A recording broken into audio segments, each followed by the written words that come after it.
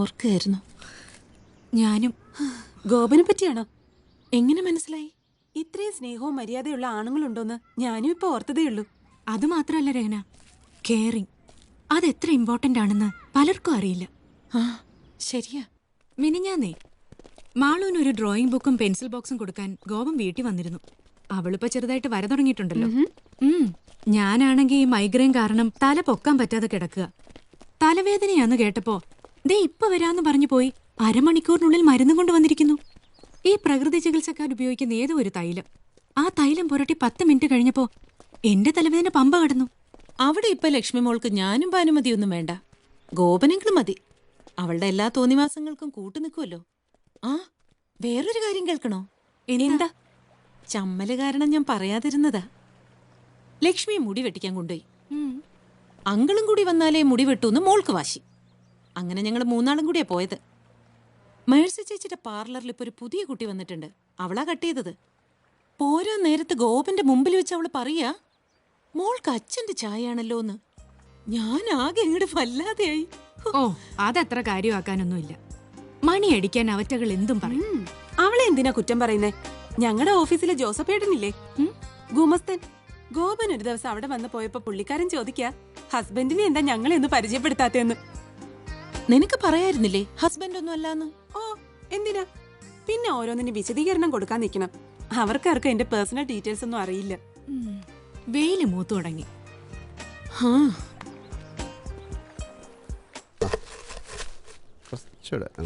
റെഡിയാണോ? ഓ,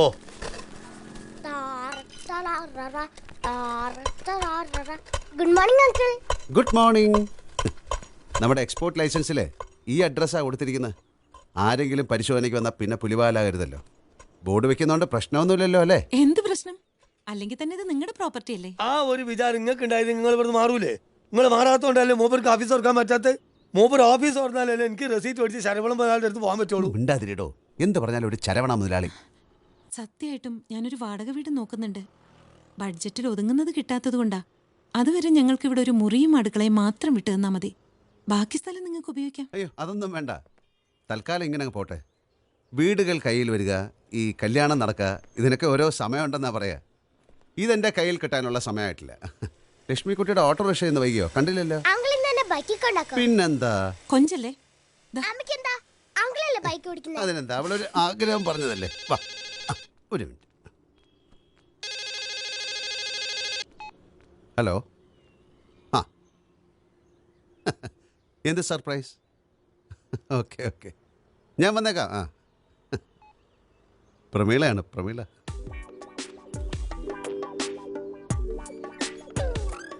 ഓ, ഫാന്റാസ്റ്റിക്. ഇത് വെറുതെ സർപ്രൈസ് അല്ല കേട്ടോ. എടി മാലോട്ടി, നീ എന്നെ ഞെട്ടിച്ചു കളഞ്ഞു. ഇനി മോക്ക് വരയ്ക്കാനുള്ള കടലാസ്, പെയിന്റ്, ബ്രഷ് എല്ലാം അങ്കിളിന്റെ വക. നിന്നെ ഒരു വിശ്വോത്തര ചിത്രകാരിയാക്കുന്ന കാര്യം ഞാൻ ഏറ്റു. എന്നെ കാണിക്കാതെ വെച്ചിരിക്കുന്നു. പഠിക്കാനുള്ള നേരത്ത് കുത്തി വരയ്ക്കണ കാണുമ്പോ ഇവള് വഴക്ക് പറയാറുണ്ട്. ഇനി എന്റെ മാളൂട്ടി ആരും വഴക്ക് പറയരുത്. മാധവ മാഷിന് എന്ത് പറ്റി മാറിയിരിക്കുന്ന? മോൻ ഏതാ ഇഷ്ടം, പടം വരയ്ക്കുന്നതോ പാട്ട് പാടുന്നതോ? അവന് തല്ലുകൂടാൻ. കണ്ണ് തെറ്റിയ ഫൈറ്റാ രണ്ടാളും കൂടി. ഫൈറ്റിന് എന്താ കുഴപ്പം?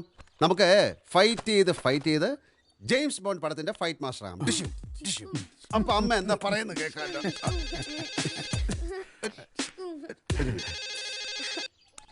ഹലോ. ആ, ഇല്ലില്ല, പറഞ്ഞോളൂ. സസ്പെൻസ് ആണോ? ആ, ഞാൻ വന്നേക്കാം. രഹന വക്കീലാണ്.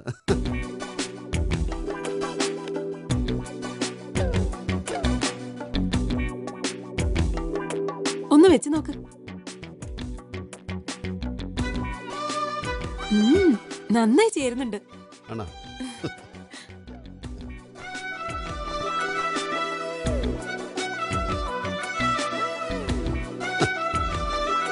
കൊള്ളാം. പക്ഷെ എനിക്ക് ഒരുപാട് ഗ്ലാസുകളുണ്ട്. ഇത് വക്കീൽ ഓഫീസിൽ ആർക്കെങ്കിലും കൊടുത്തേക്കണം, അവർക്ക് സന്തോഷം. അവരങ്ങനെ ഇപ്പൊ സന്തോഷിക്കണ്ട. ഇതെന്റെ പപ്പ ദുബായിന്ന് കൊടുത്തേച്ചതാ. ആര് നാട്ടിലേക്ക് വരുന്നു പറഞ്ഞാലും പപ്പ ഒരു കെട്ട് സാധനങ്ങൾ കൊടുത്തേക്കും. താങ്ക്സ്. പപ്പയ്ക്ക് എന്റെ വക ഒരു സ്പെഷ്യൽ അസ്സലാമു അലൈക്കും.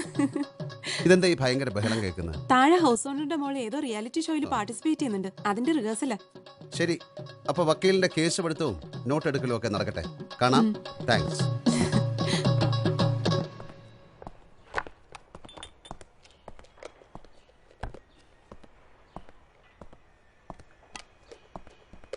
ഷാജഹാനെ ഓ ഒരു പന്ന ചായ. ആ ഇമ്മാനുവൽ സാർ അന്വേഷിച്ചു വന്നിരുന്നു. വിളിച്ചിട്ട് കിട്ടുന്നില്ല എന്ന് പറഞ്ഞു. എവിടെ പോയി? അയ്യോ ഒന്നും പറയണ്ട. പുറത്ത് നിന്ന് നോക്കുമ്പോൾ കാണുന്ന കേരളമല്ല ഇവിടെ. ആളുകളും വ്യവസ്ഥിതിയും ഒന്നും ശരിയല്ല. നമ്മളും ശരിയല്ലല്ലോ. സ്വന്തം ജോലികൾ ഇഷ്ടം പോലെ ഉണ്ടാകുമ്പോൾ മറ്റുള്ളവരുടെ കാര്യത്തിന് വേണ്ടി ഓടുകയല്ലേ. ഈ മാസം 30-ാം തീയതിക്കുള്ളിൽ കുറേ മെറ്റീരിയൽസ് കയറ്റി അയക്കാമെന്ന് ഏറ്റിട്ടുള്ള. ഇനി അത് നടക്കണമെങ്കിലേ വല്ല മഹാ അത്ഭുതവും ഭാനുമതി, മോള് വാട്ടർ ബോട്ടിൽ കൊണ്ടുപോയില്ലേ? ആ അത് മറന്നാ. ഈ കിടാവിനെ കൊണ്ട് ഞാൻ തോറ്റു. അവളെ എന്തിനാ കുറ്റം പറയുന്നേ? നീയല്ലേ എടുത്തു കൊടുക്കേണ്ടത്? ഇത് നല്ല കൂത്ത്. പെണ്ണമ്മ കിട്ടുകയോ? ഇങ്ങതാ, ഞാൻ പോകുമ്പോ കൊടുത്തോളാം. പോകാനുള്ള തിരക്കിലാണല്ലേ? ആ, ഞാനൊരു കാര്യം ചോദിക്കാൻ വേണ്ടിയായിരുന്നു. എന്തേ? ഇന്നലെ ഒരു ഓഫർ തന്നുകൊണ്ടാണെന്ന് വിചാരിക്കരുത്. ഈ മുറി മാത്രം കിട്ടിയാൽ ഇപ്പോൾ വലിയ ഉപകാരമായിരുന്നു. ഞാൻ 1-2 സ്റ്റാഫിനെ പറഞ്ഞു വെച്ചേ, അതിലൊരാൾ വന്നു. അതിനെന്താ, നോ പ്രോബ്ലം. ഭാനുമതി, ഈ മുറിയിലെ സാധനങ്ങളൊക്കെ ഒന്ന് മാറ്റി കൊടുക്കണം. വരൂ.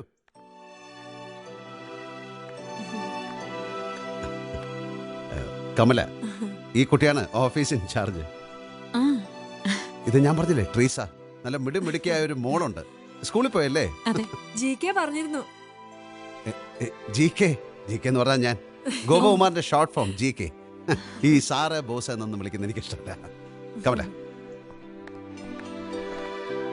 ടേബിള് നമുക്ക് ഇവിടെ സെറ്റ് ചെയ്യാം. അത്യാവശ്യം സ്റ്റോക്കൊക്കെ ഇവിടെ വയ്ക്കാം.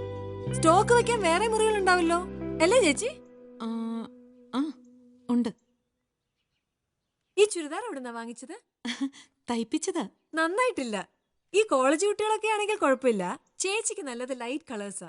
ഈ സെൽഫ് ഡിസൈൻസ് ഒക്കെ ചെയ്തിട്ട്. എനിക്കിതാ ഇഷ്ടായത്. പറഞ്ഞു ചെയ്യിച്ചതാ. അല്ല, ഇടുന്നവരുടെ കംഫർട്ടാ പ്രധാനം. ഈ ഡ്രസ് സെൻസ് ഉള്ളവർ നമ്മുടെ നാട്ടിൽ വളരെ കുറവല്ലേ ജിക്ക്? ഞാൻ പോയിട്ട് വരാം. ശരി. ദേ വന്നേ, നമുക്ക് ഈ റൂമൊക്കെ ഒന്ന് ശരിയാക്കി എടുക്കണം. അതെ, ആവശ്യമില്ലാത്തടത്ത് കയറി അഭിപ്രായം പറയരുത്. അത് അവർക്ക് ഇഷ്ടമായിട്ടില്ല. സോറി. എന്നോട് സോറി പറഞ്ഞിട്ട് എന്താ കാര്യം? സോറി.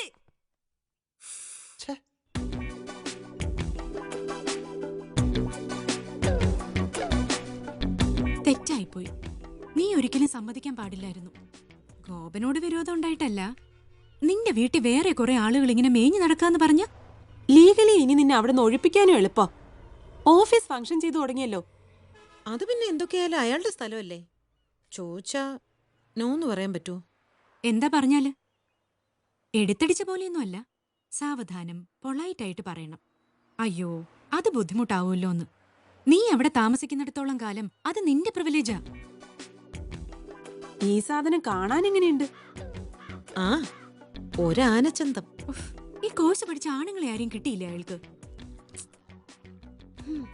ഇതൊക്കെ പിന്നീട് ചീത്തപ്പേരുണ്ടാവാനുള്ള വഴികളാ. പ്രത്യേകിച്ച് അയാളൊരു ബാച്ചിലറായ നിലയ്ക്ക്. ആ, എന്റെ മനസ്സമാധാനം പോയി എന്ന് പറഞ്ഞാൽ മതിയല്ലോ. ആദ്യം അവൾ ഏതാ ടൈപ്പെന്ന് നമുക്കൊന്ന് അറിയണം. അതിനെന്താ വഴി? അണ്ണാച്ചി, നീങ്ക തിരുപ്പൂര് വഴിയാ പോണ്. ശരവണമലയോട് ഒരു വിവരം പറയാനാ. இல்லண்ணே, நாங்க இங்க ஸ்ட்ரெயிட்டா சேலம் போறேன். ശരി, പോങ്കോ. നമ്മളിവിടെ കുടുങ്ങിപ്പോയി എന്ന് പറഞ്ഞാൽ മതിയല്ലോ. Brilliant. വേറെ Good കോമ്പിനേഷൻ ഇതെവിടെ ഇറക്കി വെക്കേണ്ടതെന്ന്. തൽക്കാലം അവിടെ എവിടെയെങ്കിലും വെക്കേ, പിന്നെ മാറ്റാം. ഓ,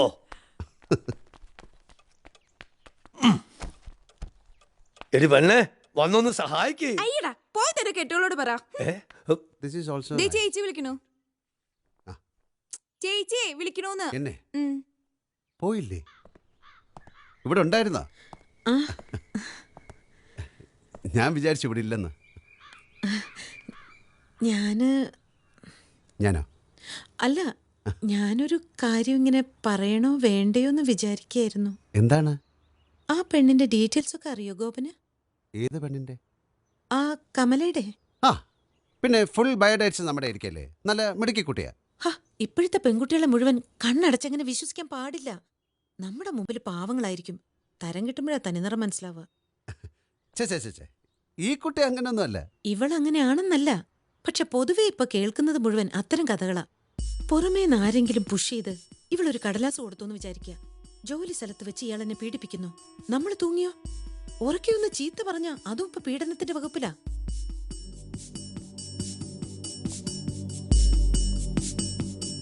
പേടിപ്പിക്കാൻ പറഞ്ഞതല്ല. പ്രമീളയോടും രഹനയോടും ഞാൻ ഈ കാര്യം ഡിസ്കസ് ചെയ്തു. അവര് പറഞ്ഞ ഐഡിയ. ഒരു ഫ്രണ്ട്ലി ടോക്കിന് വേണ്ടി ഗോപൻ അവളെ ഞങ്ങളുടെ അടുത്തൊന്ന് എത്തിച്ചതാ. പെണ്ണുങ്ങൾക്ക് പെണ്ണുങ്ങളെ വേഗം മനസ്സിലാവും. കുഴപ്പക്കാരിയല്ലെന്ന് ബോധ്യായ പിന്നെ നമുക്ക് ധൈര്യമായിട്ടിരിക്കാലോ. ഒരു കോഫി കഴിച്ചിട്ടോ?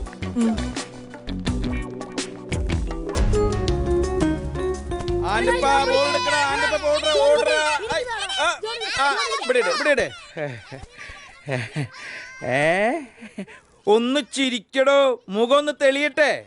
ഞാൻ അന്നേ പറയാറില്ലേ ആ പെണ്ണുങ്ങൾക്ക് എന്തോ കുഴപ്പമുണ്ടെന്ന്.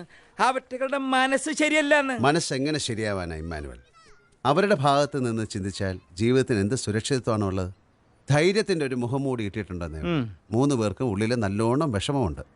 അതിൻ്റെ റിയാക്ഷൻ ചിലപ്പോൾ ദേഷ്യമാകും, വെറുപ്പാകും, അസൂയാകും. അല്ലാതെ കമലയോട് പേഴ്സണലായിട്ട് അവർക്ക് എന്തിനാ വിരോധം തോന്നുന്നത്? ദേ, ഈ പറഞ്ഞതിലും കാര്യമുണ്ട്. ഈ കുടുംബം എന്ന് പറയുന്നത് നോഹയുടെ പേടകം പോലെയാ. പാമ്പും പുലിയും കരടിയും മാനും ഒക്കെ അതിനകത്തുണ്ടാവും. ഒരു നയത്തിന് കൊണ്ടുപോയില്ലെങ്കിൽ ഇതെല്ലാം കൂടി കടിപിടി കൂടി അത് മുക്കുന്നുള്ളത് ഉറപ്പാ. ട്രീസ, പ്രമീള, രഹന, ഈ 3 പേരുടെയെങ്കിലും പേടകം മുങ്ങാതെ നമുക്കൊന്ന് കരക്കടിപ്പിക്കണ്ടേ? ഒരിക്കൽ കുറെ ശ്രമിച്ചതല്ലേ, എന്നിട്ട് എന്തായി? ആ റൂട്ടല്ല ശരി. ട്രാക്ക് ഒന്ന് മാറ്റി പിടിക്കണം. ചിലപ്പോൾ കമലയ്ക്കും അതിന് സഹായിക്കാൻ പറ്റും. ഞാൻ റെഡിയാ. എന്നെ കൊണ്ടാവുന്ന വിധത്തിൽ ഞാനും റെഡി. എന്നാൽ ഈ നിമിഷം മുതൽ നമ്മൾ അതിനുള്ള നീക്കം ആരംഭിക്കുന്നു. Let us start. Okay.